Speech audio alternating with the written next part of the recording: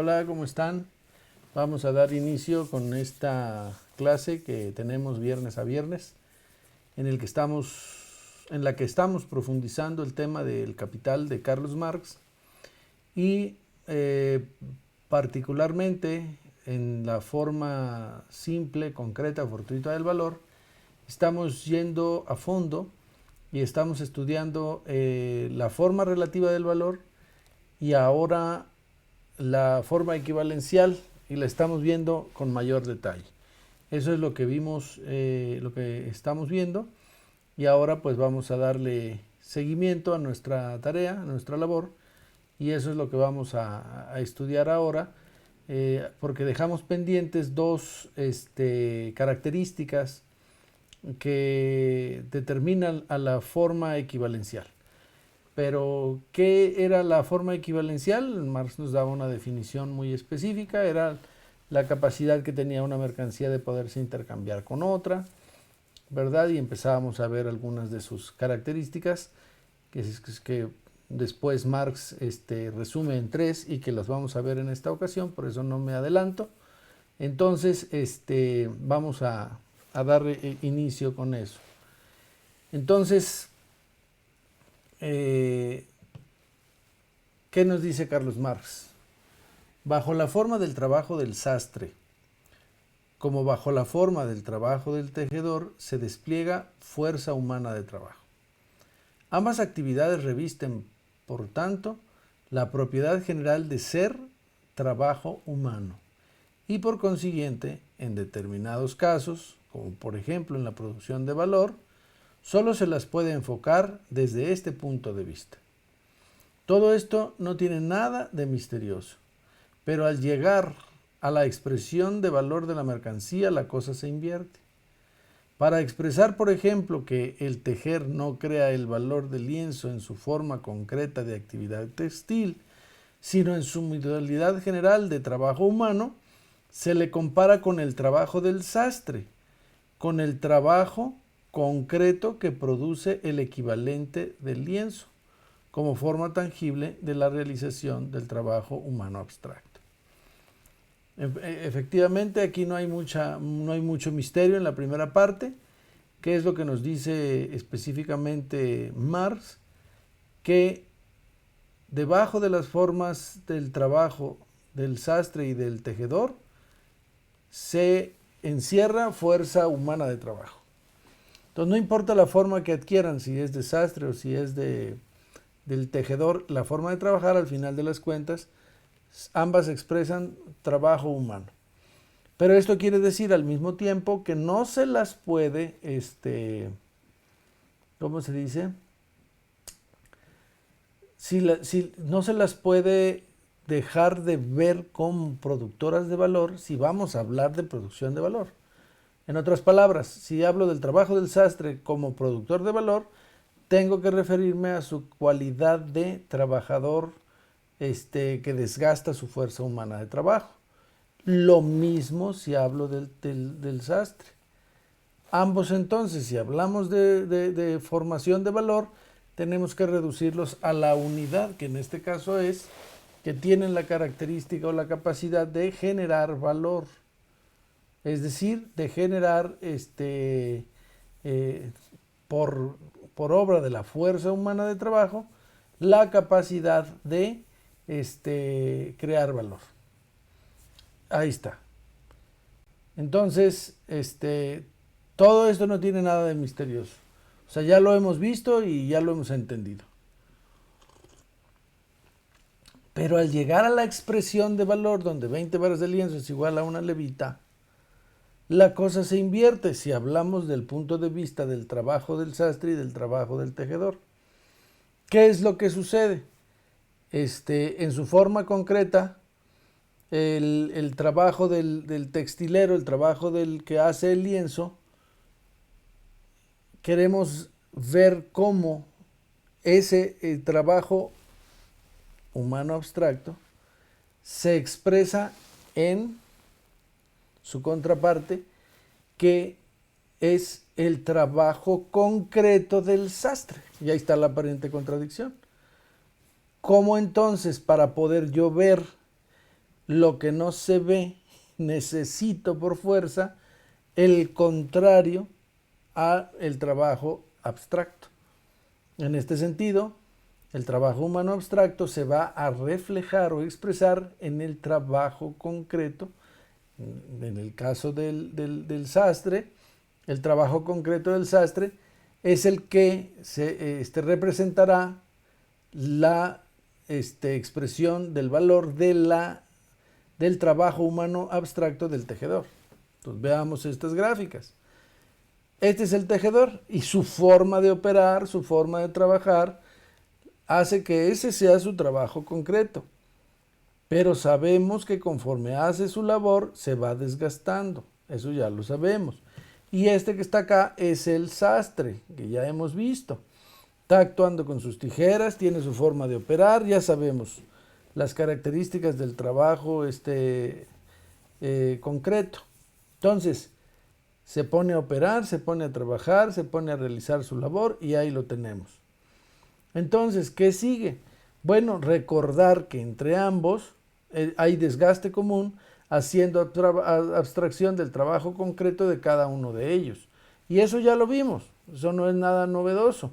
Simple y sencillamente hay desgaste en ambos casos, aunque la forma de operar sea distinta en un caso y en otro. Pero ahí está, ambos tienen desgaste y entonces sabemos que, vistos por separado, el desgaste existe y ambos desgastes representan la formación de valor en el producto final que están elaborando. Nada de sospechoso, nada de extraño, nada que no hayamos visto, pero la cosa, digamos, sí cambia cuando vamos a la relación de cambio.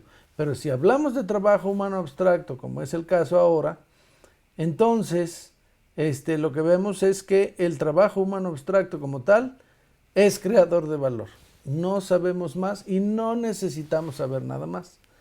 Eso es lo que sabemos y eso es lo que necesitamos nosotros. Entonces, pero cuando viene la relación de cambio, ¿qué es lo que hago? Comparar, o sea, al trabajo humano abstracto se le compara, para saber la cantidad de trabajo humano abstracto invertida, se le compara con el trabajo concreto del sastre. Así lo abstracto se vuelve concreto o visible, palpable. Y ahí está lo aparentemente contradictorio. Es decir, para yo ver el valor, es decir, para yo ver el esfuerzo, el trabajo humano abstracto, lo tengo que comparar con su antítesis, o sea, con el trabajo concreto. Como le hago con la mercancía cuando la comparo con la levita. La levita no sirve en la relación de valor para vestir a alguien, sirve para expresar el valor de la mercancía lienzo. Y entonces el lienzo es un no valor de uso y por lo tanto, ¿qué es? Su contrario, un valor. En cambio, la levita es un valor de uso y por lo tanto el valor se expresa en su contrario, en el valor de uso. Pues de la misma manera, el trabajo humano abstracto, para poderse ver, necesita expresarse en el trabajo concreto del sastre, de lo cual deriva que el valor se expresa en un objeto concreto, que es el valor de uso levita.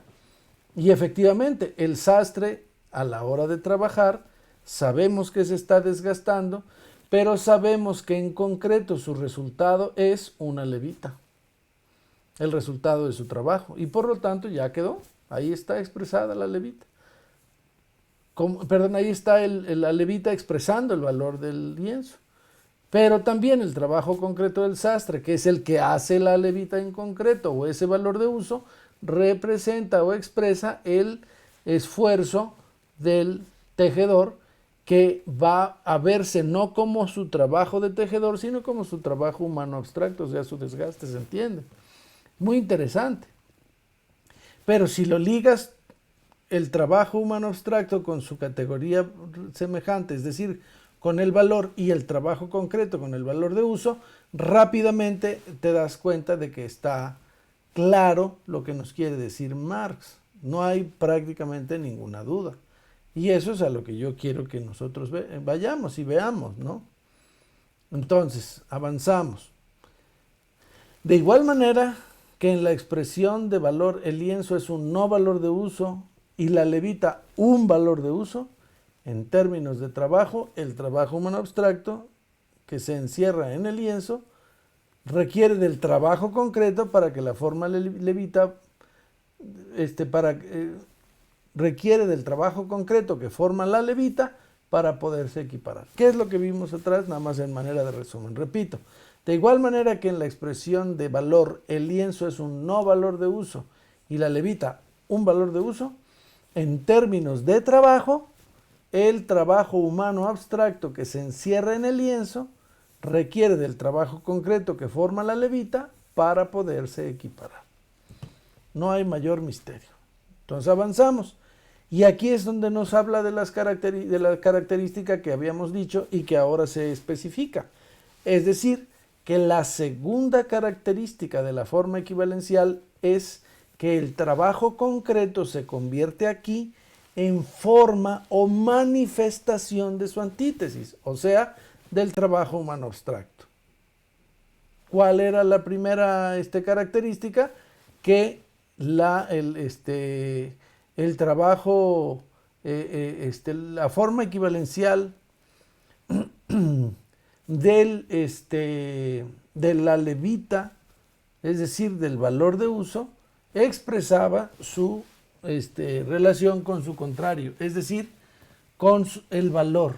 El valor de uso servía para expresar su antítesis, su contrario, o sea, el valor. Aquí es prácticamente lo mismo, pero con la diferencia de que lo que estamos haciendo es comparar trabajos. Eso es lo que estamos viendo. Ok. Pero, considerado como simple expresión del trabajo humano en general, este trabajo concreto, el trabajo del sastre, reviste formas de igualdad con otro trabajo, con el trabajo encerrado en el lienzo. Y es, por tanto, aunque trabajo privado, como cuantos producen mercancías, trabajo en forma directamente social. He aquí por qué se traduce en un producto susceptible de ser directamente cambiado por otra mercancía. Por tanto, la tercera característica de la forma equivalencial es que en ella el trabajo privado reviste la forma de su antítesis, o sea, del trabajo en forma directamente social. Claro, aquí ahora la tercera característica es la comparación o la existencia del trabajo privado, de cómo el trabajo privado se convierte en trabajo social. Esa es la clave. Aquí está esta otra antítesis. Vean la dialéctica del análisis de Marx. Primera contradicción o primer análisis dialéctico, que no se podría hacer usando la lógica aristotélica que vamos a ver enseguida. Primero, el valor para expresarse requiere de serlo en su antítesis, valor de uso. El trabajo humano abstracto, para poderse representar o ver, necesita expresarse en su antítesis, o sea, el trabajo concreto del sastre. Y finalmente, para que el trabajo privado pueda verse, el del productor de tela debe de convertirse en trabajo social. Si no fuera así, su trabajo privado sería inútil y por lo tanto no se podría vender, no se podría intercambiar y por lo tanto dejaría de ser lo que es y no se podría ver de ninguna manera ni por ningún lado la expresión de valor. Entonces, de nada sirve una mercancía producida privadamente si socialmente no se adquiere. Entonces ahí pongo este ejemplo de los tenis Converse, que se realiza de manera privada, pero tiene un contenido social en virtud de que lo privado se vuelve social porque es útil para la sociedad y muchos lo consumen, lo utilizan. Los famosos Converse, o como dijo Isidro, sirven no solo para vestir, sino no solo para calzar, sino para dominguear. Entonces, esa es la relación. Lo privado pasa a representar, a tener una representación social. Eso es lo interesante. Entonces, en resumen, las tres características, quiero que no se les olviden del trabajo de la forma equivalencial. La primera característica con que tropezamos al estudiar la forma equivalencial es esta. En ella, el valor de uso se convierte en forma o expresión de su antítesis, o sea, del valor. Ya lo vimos. La segunda característica de la forma equivalencial es que el trabajo concreto se convierte aquí en forma o manifestación de su antítesis, o sea, del trabajo humano abstracto. También ya lo vimos. La tercera característica de la forma equivalencial es que en ella el trabajo privado reviste la forma de su antítesis, o sea, del trabajo en forma directamente social. No hay ninguna duda, aquí está la maravilla del análisis marxista, que hace uso de la filosofía dialéctica y que nos la permite justamente porque hemos estudiado el cursito de filosofía que vimos al principio y que nos permite entender cómo el uso de la filosofía dialéctica nos permite justamente hacer esto. Estudiar los contrarios, su relación, la unidad y la lucha de los contrarios. Y aquí estamos viendo una relación de unidad y lucha de contrarios. En este caso, valor con valor de uso, trabajo abstracto con trabajo concreto y trabajo privado con trabajo social. Avanzamos. Ojo, estas dos últimas características de la forma equivalencial se nos presentarán todavía con mayor claridad si nos remontamos al gran pensador que primero analizó la forma del valor, como otras tantas formas del pensamiento, de la sociedad y de la naturaleza. Nos referimos a Aristóteles. ¿Qué quiere decir? Si nos remontamos al gran pensador que primero, o sea que por primera vez, analizó la forma del valor, como analizó otras tantas formas del pensamiento, de la sociedad y de la naturaleza. ¿Sí? Nos referimos a Aristóteles. Y en pues voy a tener que hacer necesariamente un paréntesis para referirme al gran Aristóteles. No podemos pasarlo por encimita. Aristóteles, aquí tenemos una expresión dibujada muy interesante, muy bonita, de su estatua, de una de sus estatuas. Nace en el 384 y muere en el 322 a.C. 60 años más o menos vivió. Y esta es una breve reseña wikipédica, pero útil, a manera de resumen de lo que dice de Aristóteles. Aristóteles fue un filósofo, polímata y científico nacido en la ciudad de Estagira. Por eso también se le dice el estagirita, al norte de Antigua Grecia. Es considerado, junto a Platón, el padre de la filosofía occidental. Sus ideas han ejercido una enorme influencia sobre la historia intelectual de Occidente por más de 2 milenios. Lo es, y eso sí es cierto hasta la fecha, un gran pensador que ha influido hasta la forma en la que hoy pensamos. Fue discípulo de Platón y de otros pensadores como Eudoxo de Cnido, así se dice, durante los 20 años que estuvo en la Academia de Atenas. Poco después de la muerte de Platón, Aristóteles abandonó Atenas y para ser el maestro de Alejandro Magno en el reino de Macedonia durante casi 5 años. Se sabe, y así se dice, que Alejandro Magno fue alumno de Aristóteles y Alejandro Magno, como también sabemos, fue el conquistador de Asia. Hay una anécdota que exigía Alejandro Magno le enseñara de manera sencilla a Aristóteles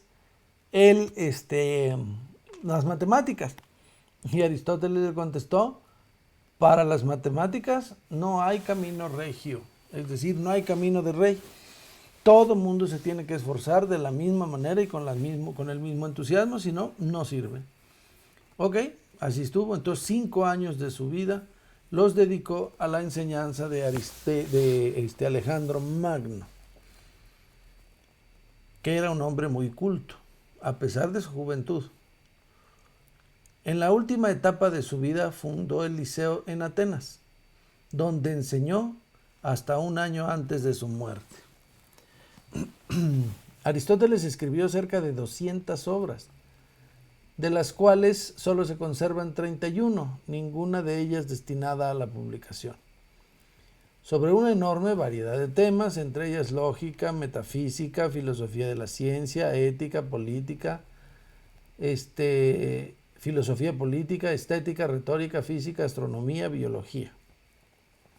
Aristóteles transformó muchas, si no todas, las áreas del conocimiento que abordó. Es reconocido como el padre fundador de la lógica y de la biología. Así pues, existen reflexiones y escritos previos sobre ambas materias. Es en el trabajo de Aristóteles donde se encuentran las primeras investigaciones sistemáticas al respecto. O sea, cierto es que no es el primero en abordar temas como, por ejemplo, la redondez de la Tierra o la clasificación de las plantas y los animales o de la lógica, o sea, del pensamiento, pero sí es el primero en sistematizarlas. Y eso es lo valioso de Aristóteles. Aquí pongo algunas de sus obras, la lógica acerca del alma y política.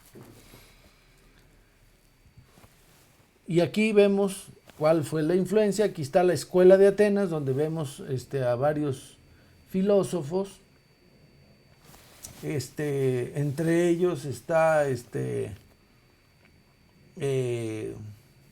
Sócrates, Platón, Heráclito, está Artemisia, está también Anaximandro, Heráclito, creo que ya lo dije, entre otros. Incluso esta pintura, que es de Rafael di Sanzio, en ella misma se pone Rafael, pero también entre los filósofos en el cuadro principal están los dos más grandes, que es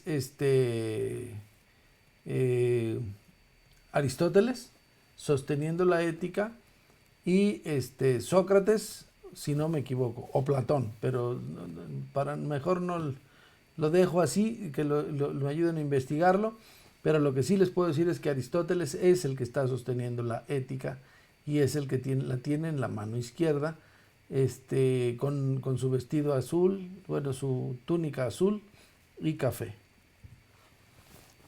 Ahora bien, algunas consideraciones sobre la lógica aristotélica. La lógica aristotélica es la sistematización del pensamiento, la forma de razonar, de tal suerte que sobre la base de axiomas, 3 en particular, que son los que vamos a decir enseguida, se puede construir un cuerpo de pensamiento y de razonamientos que no contradigan los axiomas originales. Así como, por ejemplo, los postulados de la geometría tienen 5 postulados principales, 5 axiomas. ¿Y qué cosa es un axioma? Es un enunciado que por evidente no requiere de demostración. Y a partir de tomar en cuenta esos enunciados, esos axiomas, construyes un cuerpo de pensamiento que hace un sistema y entonces no hay contradicciones en ese sistema. Entonces, ¿qué nos dice la lógica aristotélica? Bueno, principalmente la lógica aristotélica es la lógica metafísica.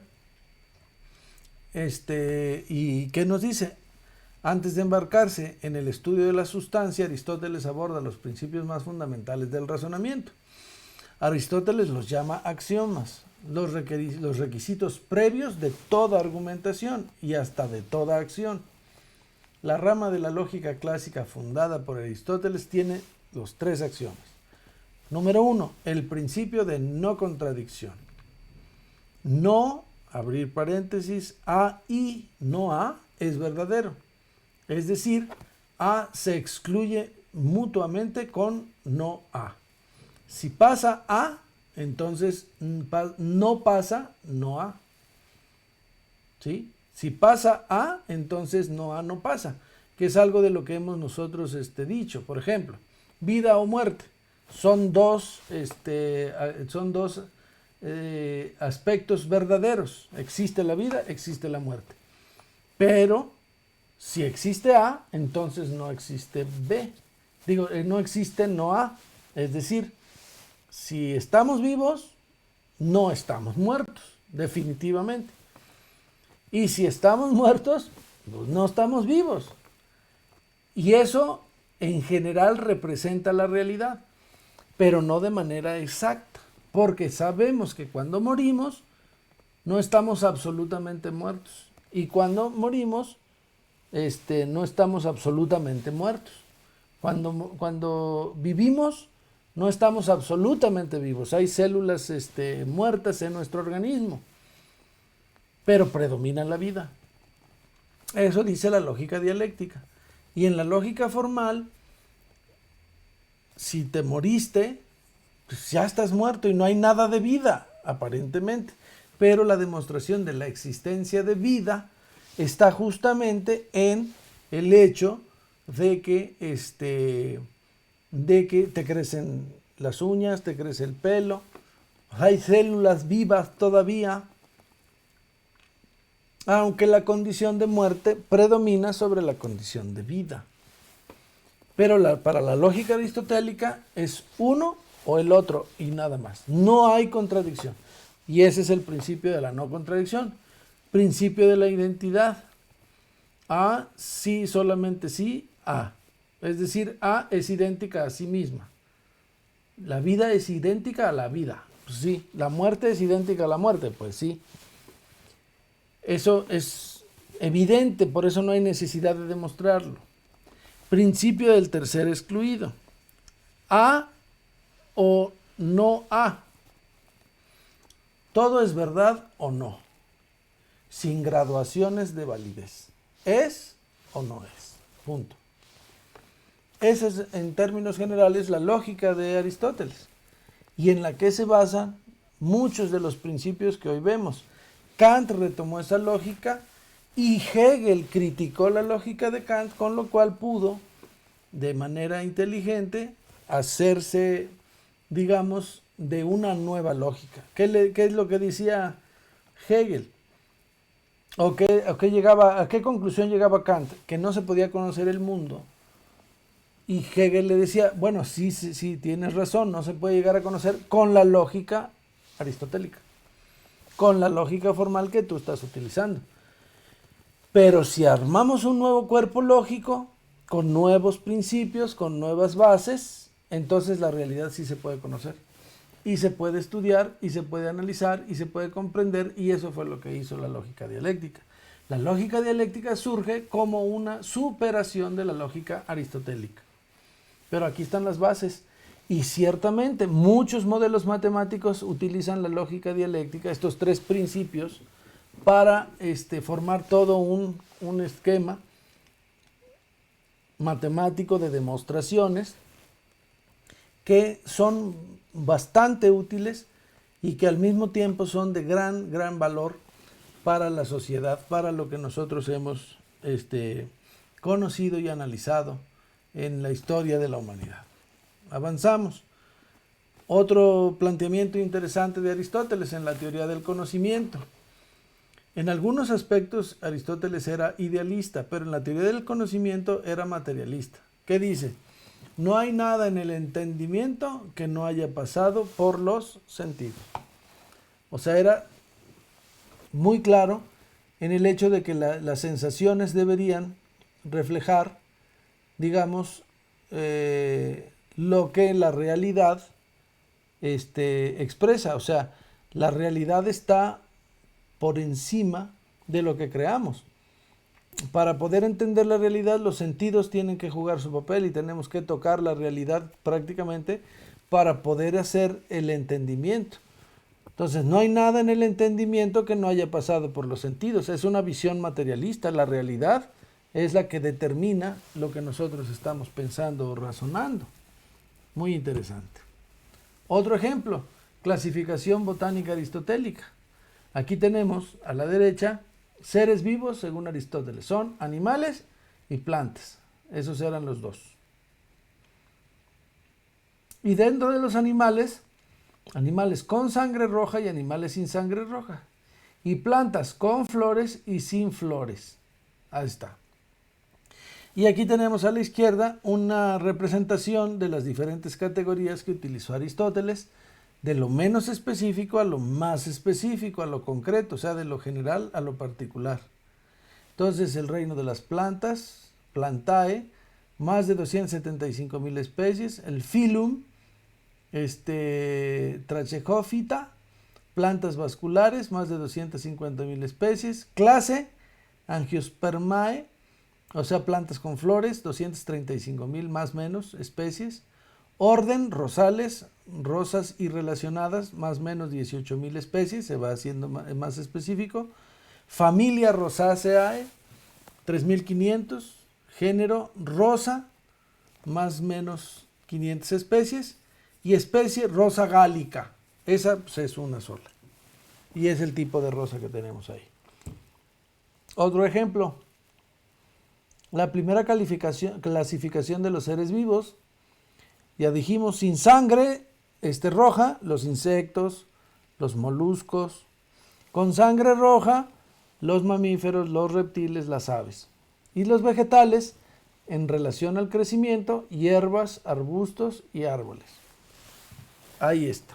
Ahora bien, todavía hay algunos locos al día de hoy que plantean que la Tierra es plana y que lo que ha pasado es que nos han engañado durante años y que, pues como no hemos ido al exterior, pues no podemos asegurarnos de que sea redonda. Pues, pero perdón, es que ese tipo de cosas, hoy en día todavía hay algunos blogs en las redes que lo plantean, pero esos solamente son distractores. Son formas de distraer a la sociedad para que piense en esas cosas y no en lo sustancial. Si estamos en plano o en redondo, lo que importa es ver cuál es la composición de clases en la sociedad y ver cuál es el lugar que ocupas en esa división de clases, y al final de las cuentas, no solamente saber cuál es el lugar que ocupas en relación a los medios de producción, sino cómo construir una sociedad más equitativa, más justa, más distributiva, estés sobre una superficie plana o redonda, punto. Pero prácticamente no hay duda, y yo no la tengo, de que la Tierra es redonda. ¿Y cuál pruebas al canto? Pues el eclipse lunar que utilizó Aristóteles para decir que la Tierra era redonda. Y voy a poner este video, que es un video muy interesante de uno de los observatorios de Estados Unidos que está en Los Ángeles y que muestra el eclipse de luna y cómo el eclipse de luna es suficiente para poder demostrar la existencia de la redondez de la Tierra. Vamos a verlo, cómo le hizo Aristóteles, observando así como lo vamos a ver aquí, fíjense bien. Eclipse lunar el 31 de enero del 2018. Ahí está la luna redondita, redondita, redondita. Y ahorita vamos a empezar a ver, fíjense, empieza a oscurecerse, pero fíjense cómo lo que se va formando es una curvatura. Va entrando una curvatura y es muy clara la curvatura. Ahí se nota con más claridad. ¿Se fijan? Más clara la curva. Ahí está, la Tierra es redonda. Pero no solamente hay que ver eso, ahora vamos a ver la salida. Además de que se pone roja y muy bonita, ahora viene la salida. Y fíjense la salida también, cómo es también claramente una salida redonda. ¿Se fijan? Fíjense. Ahí está clarísimo, clarísimo. Pues eso fue lo que vio Aristóteles. Ahora lo podemos ver nosotros. Pero eso fue lo que vio Aristóteles. ¿Se fijan? ¿Está claro? Así se vio en este observatorio Griffiths. Bueno, ese fue Aristóteles, un gran pensador, y aquí solo vimos un pedacito de su obra y además muy sintética, muy resumida, pero además muy útil para todo lo que nosotros queremos. Y por eso sí les recomiendo que estudien lógica, porque la lógica, por muchas contradicciones que tenga y que Hegel le demostró, no deja de ser útil, es muy importante. Entonces, estudien la lógica, estudien la lógica. Bueno, ¿qué nos dice aquí? Ante todo, Aristóteles dice claramente que la forma dinero de la mercancía no hace más que desarrollar la forma simple del valor, o lo que es lo mismo, la expresión del valor de una mercancía en otra cualquiera. He aquí sus palabras. 5 lechos es igual a una casa. No se distingue, o sea, es lo mismo que 5 lechos igual a tanto o cuanto dinero. O sea, como la forma simple, concreta o fortuita del valor pasa sin mayor dificultad a representar la forma dinero que no hemos visto, pero que Aristóteles la descubre. No hace diferencia 5 lechos igual a una casa, forma simple, concreta o fortuita del valor, a 5 lechos igual a tanto cuanto dinero. Así está. Y eso lo descubre Aristóteles. Aristóteles advierte además que la relación de valor en que esta expresión de valor se contiene es, a su vez, una relación condicionada, pues la casa se equipara cualitativamente a los lechos. Y si no mediase alguna igualdad sustancial, estos objetos corporalmente distintos no podrían relacionarse entre sí como magnitudes conmensurables. El cambio, dice Aristóteles, no podría existir sin la igualdad. Ni esta, ni la igualdad, sin la conmensurabilidad. Mas al llegar aquí, dice Marx, se detiene y renuncia a seguir analizando la forma del valor. Pero en rigor, añade Aristóteles, es imposible que objetos tan distintos sean conmensurables, es decir, cualitativamente iguales. Esta equiparación tiene que ser necesariamente algo ajeno a la verdadera naturaleza de las cosas y por tanto un simple recurso para salir del paso ante las necesidades de la práctica. ¿Qué está haciendo Aristóteles? Descubre claramente que la relación de igualdad implica que hay de por medio algo que iguala a las cosas que son distintas. Por eso dice, en rigor el cambio no podría existir sin la igualdad, ni la igualdad sin la conmensurabilidad, es decir, la comparación que hace que puedas distinguir que ambos objetos sean medibles de forma igual. Pero de pronto dice, pero en rigor es imposible que objetos distintos sean conmensurables. Entonces, ¿por qué se igualan? Bueno, es un recurso para salir del paso ante las necesidades de la práctica. O sea, gracias a la práctica nosotros usamos la igualdad. Pero ese es un error.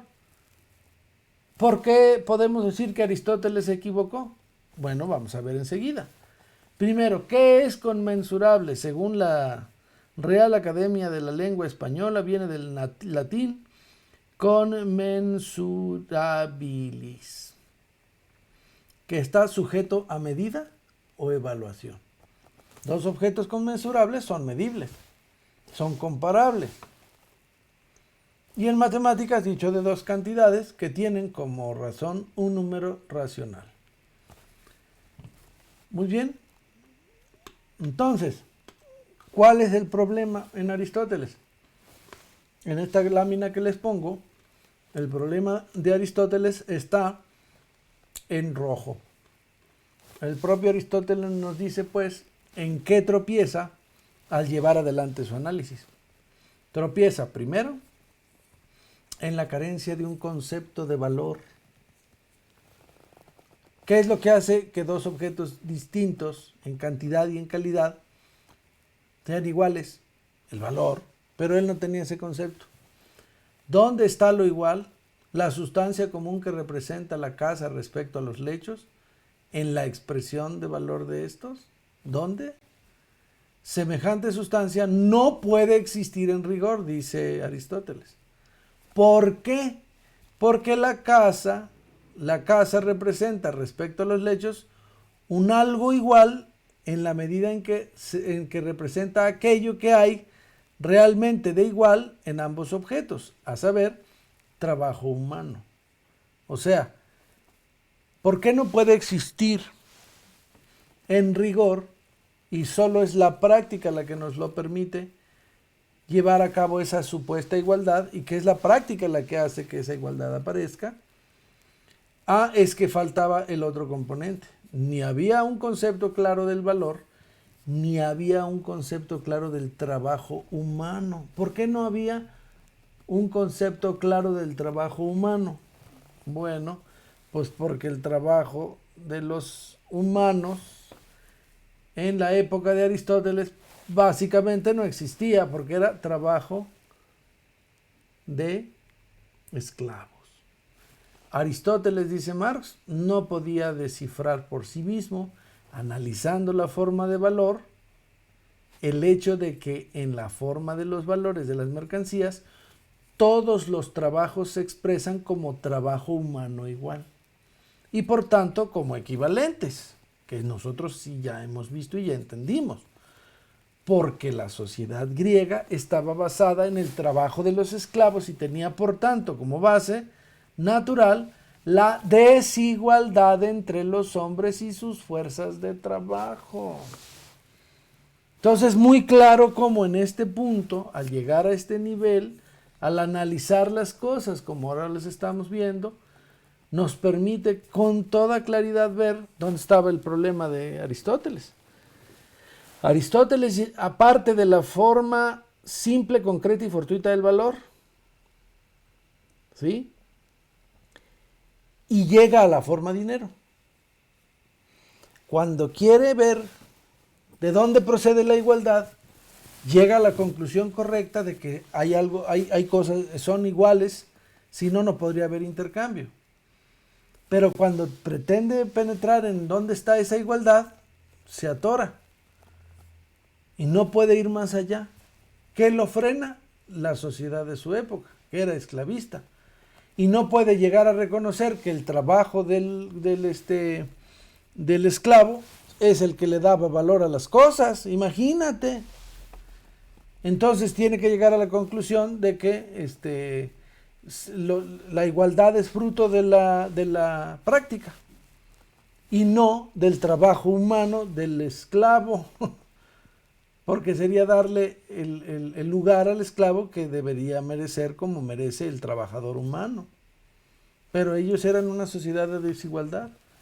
Entonces, el secreto de la expresión de valor, la igualdad y la equiparación de valor de todos los trabajos, en cuanto son y por el hecho de ser todos ellos trabajo humano en general, solo podía ser descubierto a partir del momento en que la idea de la igualdad humana poseyese ya la firmeza de un prejuicio popular. Y para esto era necesario llegar a una sociedad como la actual, en la que la forma mercancía es la forma general que revisten los productos del trabajo, en que por tanto la relación social preponderante es la relación de unos hombres con otros como poseedores de mercancías. Lo que acredita precisamente el genio de Aristóteles es haber descubierto en la expresión de valor de las mercancías una relación de igualdad.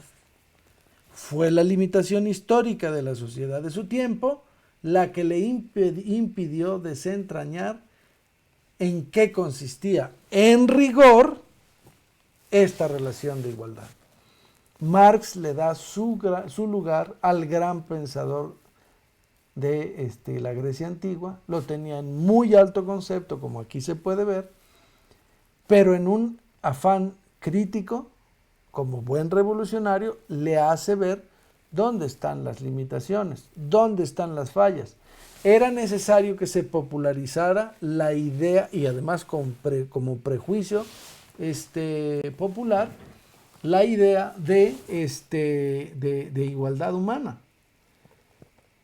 Y creo también, precisamente, valiéndonos de este principio, que es necesario que esto se profundice como prejuicio social o popular en la idea de que para construir una sociedad comunista necesitamos que haya en la gente la idea del trabajo colectivo, de la importancia no del trabajo individual, sino del trabajo colectivo. Esto no lo dice Marx, esto simplemente lo saco yo como una conclusión. Si quieren ustedes, mafufa, loca o disparatada, pero no me importa.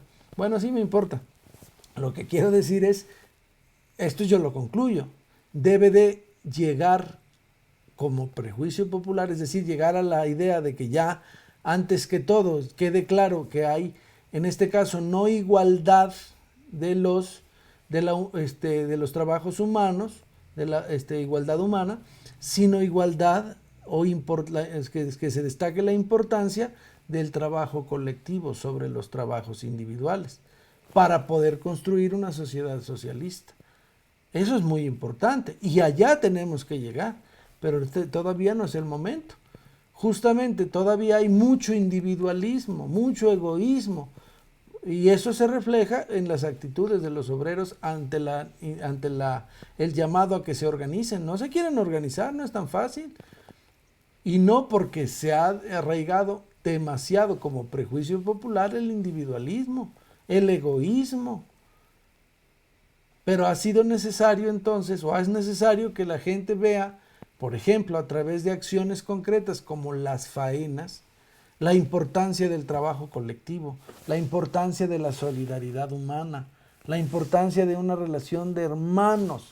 Eso es lo que tenemos que hacerle ver a la gente, eso es lo que tenemos que hacerle ver a la sociedad, que es posible alcanzarlo, que somos capaces de hacerlo. Pero para lograrlo es necesario que la gente entienda justamente lo que representa el trabajo colectivo y se convierta ya en un prejuicio popular y que la sociedad lo abrace para que de esta manera prive lo colectivo por encima de lo individual, cosa que tenemos que construir y hay que enseñarle a la gente y hay que darle muestras a la gente de la importancia de la acción colectiva, de la acción conjunta, de la fuerza que representa la suma de individualidades que supera la suma separada de partes, supera la unidad a esa fuerza de sumas individuales. La fuerza colectiva es muy superior a la fuerza de sumas individuales. Y eso se lo tenemos que hacer ver a la gente. Pues yo lo deduzco de esto que dice aquí Marx, que es muy importante. Pero es entonces el paso que sigue. Eso no lo dice Marx, repito, aquí. ¿Qué quiero decir? ¿Qué es lo que no dice Marx aquí? Pues la importancia de que se genere en la sociedad la idea de la importancia del trabajo colectivo. Eso aquí en este párrafo no lo dice, pero nos lo insinúa diciendo que para que pudiera desarrollarse la idea de igualdad de trabajos humana, era necesario, solo podía ser descubierto eso a partir del momento en que la idea de igualdad humana poseyese ya la firmeza de un prejuicio popular. Y eso cuando acontece, pues con la Revolución Francesa, 1839, aunque esta no hace referencia a esa revolución, sino esta pintura de Delacroix, sino a la que se llama La libertad guiando al pueblo y que se encuentra en el Museo del Louvre en Francia, sino que habla de esta habla de 1830, la revolución, una de las tantos movimientos de las revueltas francesas, pero lo pongo por el significado de la libertad guiando al pueblo, y hablábase en la revolución de 3 principios fundamentales: libertad, igualdad y fraternidad.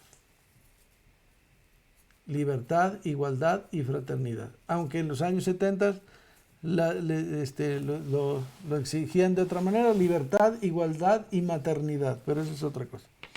Libertad, igualdad y fraternidad. Y ahí está el principio de igualdad. ¿Igualdad de qué? Pues de los trabajos. ¿Igualdad de qué? Del derecho a trabajar para otros.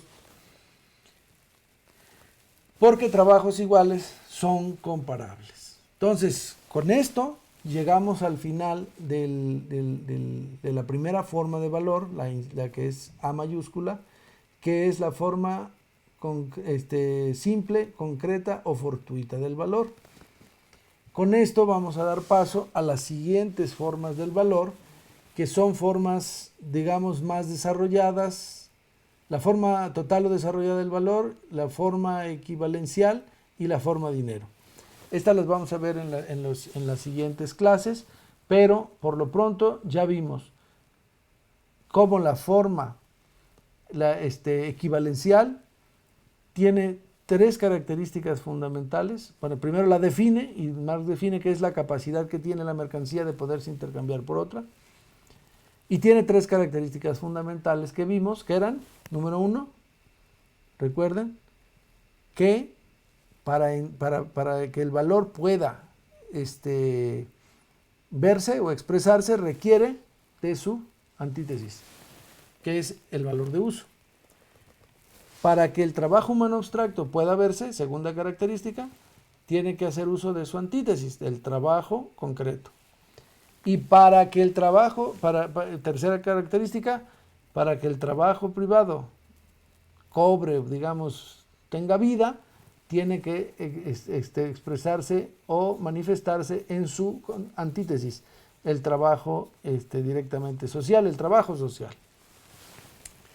Y finalmente vimos cómo Aristóteles, o sea, las 2 características últimas, la del trabajo, la representación del trabajo humano con el trabajo, humano abstracto, con el trabajo concreto, en la época de Aristóteles no podía expresarse porque era darle un lugar que los esclavos pues no tenían por ser esclavos. Y el trabajo privado no podía convertirse en social en virtud de que el propio trabajador era privado. De manera que lo que él producía como fruto de su trabajo no era suyo. En cambio, ya en la sociedad donde se da la revolución y se liberan los hombres y se buscan los principios de libertad, igualdad y fraternidad, en esa sociedad ya hay productores individuales, libres en un doble sentido, en el sentido de no estar, digámoslo así, sojuzgados a Esto me refiero a los obreros. Los obreros son libres en un doble sentido en esta sociedad. No tienen medios de producción y nadie los sojuzga y se pueden ir a contratar con quien quieran. Pero en términos de los productores tienen la individualidad y al mismo tiempo el fruto de su trabajo es privado. Y eso permite el intercambio y por lo tanto la existencia de la equiparación de trabajos que se pueden entender como trabajos iguales en una sociedad donde el productor de tela considera social y útil el trabajo del sastre y por lo tanto 2 trabajos distintos se pueden equiparar como iguales en virtud de que en esta sociedad ya hay igualdad en los trabajos. Y finalmente el trabajo privado se convierte social porque la mercancía que es mía, si yo no la destino a mí, para mí es un no valor de uso y entonces es un valor, la intercambio por otra mercancía y entonces lo que para mí era un producto privado se vuelve social en la virtud de que satisface una necesidad de esa sociedad. Eso es lo que vimos en este capítulo, haciendo un resumen rápido, pero espero que les haya sido de utilidad. Pues muy bien, eso es lo que vimos al día de hoy. Yo quiero agradecerles sinceramente la paciencia que han tenido hasta para llegar a este punto, pero estamos avanzando muy bien y estamos a punto de concluir las formas del valor hasta llegar a la forma fascinadora que es la forma dinero. Pero antes hay que dar otro recorrido por dos formas más previas a la forma dinero, que es, como ya dije, inciso B, la forma total o desarrollada del valor, inciso C, la forma equivalencial, e inciso D, la forma dinero. Entonces, sigamos estudiando a Marx, pongámosle toda la atención del mundo y hagamos de nuestro estudio y del estudio del capital una herramienta para la liberación del pueblo de México. Muchísimas gracias y nos vemos en la próxima.